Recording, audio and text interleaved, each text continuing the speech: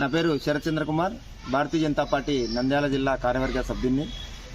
ఈరోజు ఈ యొక్క ప్రెస్ మీట్ ముఖ్య ఉద్దేశం స్వచ్ఛ భారత్ స్వచ్ఛ సంకల్పం అని చెప్పి కేంద్ర ప్రభుత్వం వందల వేల కోట్ల రూపాయలు రాష్ట్రాలకు మంజూరు చేస్తూ వారి యొక్క అవసరాలకు సంబంధించినటువంటి జీతాల రూపంలో కూడా ఇస్తూ దేశం ఎప్పుడైతే బాగుంటుందో అప్పుడే ప్రజల జీవన విధానాలు కూడా మెరుగుపడతాయన్న ఉద్దేశంతో ఎక్కడే కానీ చెత్త అనేది ఉండకూడదని చెప్పి కేంద్ర ప్రభుత్వం సంకల్పించి రాష్ట్రాలకు ఈ విధమైనటువంటి రిక్షాలు, ఆటోలు, పారిశుద్ధ్య కార్యక్రమాలకు సంబంధించినటువంటి వస్తువులు వేల కోట్ల రూపాయలు చేసే వస్తువులు అందజేస్తున్నా కూడా ఇక్కడ ఉన్నటువంటి రాష్ట్ర గతంలో ఉన్నటువంటి వైఎస్ఆర్సీపీ రాష్ట్ర ప్రభుత్వం పూర్తి నిర్లక్ష్య వైఖరిని ఎక్కడ కూడా పారిశుద్ధ్యాన్ని శుభ్రపరచకుండా అలాగే వదిలేసిందనే దానికి ఇది ఒక ప్రత్యక్ష నిదర్శనం.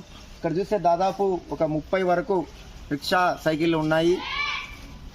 ఎందుకు ఈ విధంగా ఇక్కడ ఇలా పడేయాల్సి వచ్చింది? అదే కనుక ఈ వాహనాలను చక్కగా వాడితే గ్రామాల్లో ఎక్కడ కూడా చెత్త ఉండదు, పిల్లలు కానీ పెద్దలు కానీ ఆరోగ్య సమస్యలు లేకోకుండా ఆరోగ్యంగా ఉంటారనేసే కేంద్రం ఈ విధంగా మంజూరు చేసింది. కానీ గతంలో ఉన్నటువంటి వైఎస్ఆర్సీపీ ప్రభుత్వం పూర్తి నిర్లక్ష్య వైఖరితో ఈ విధంగా దుర్వినియోగం చేయడం చాలా బాధాకరం.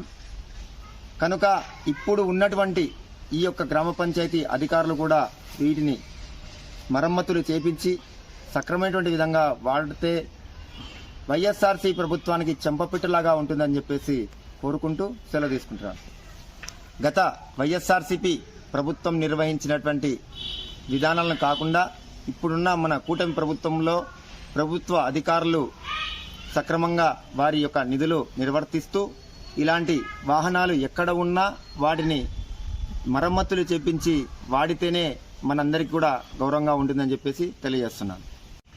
అలాగే మరి గతంలో ఉన్నటువంటి గ్రామ పంచాయతీ అధికారులు ఇంతసేపు ఉన్న డబ్బులు దోచుకోవాలా, పర్మిషన్లకు డబ్బులు తీసుకోవాలా, కుళాయిలకు డబ్బులు తీసుకోవాలా, అక్రమంగా సంపాదించుకోవాలన్నటువంటి ఇలాంటి స్వచ్ఛ భారత్ కార్యక్రమాల మీద ఎక్కడ కూడా నిర్వర్తించలేదు. కనుక ఇప్పుడున్నటువంటి ప్రభుత్వ అధికారులు గతంలో జరిగిన ప్రతి ఒక్క విషయం మీద గతంలో వాళ్ళు చేసిన తప్పులను కూడా బయటికి తీసి స్వచ్ఛ భారత్ నిధులు ఎక్కడైతే దుర్వినియోగం జరిగినాయో వాటిని పూర్తి సామర్థ్యంలో రికవరీ చేయాలని చెప్పేసి భారతీయ జనతా పార్టీ అలాగే కూటమి ప్రభుత్వం తరఫున కూడా కోరుతున్నాను.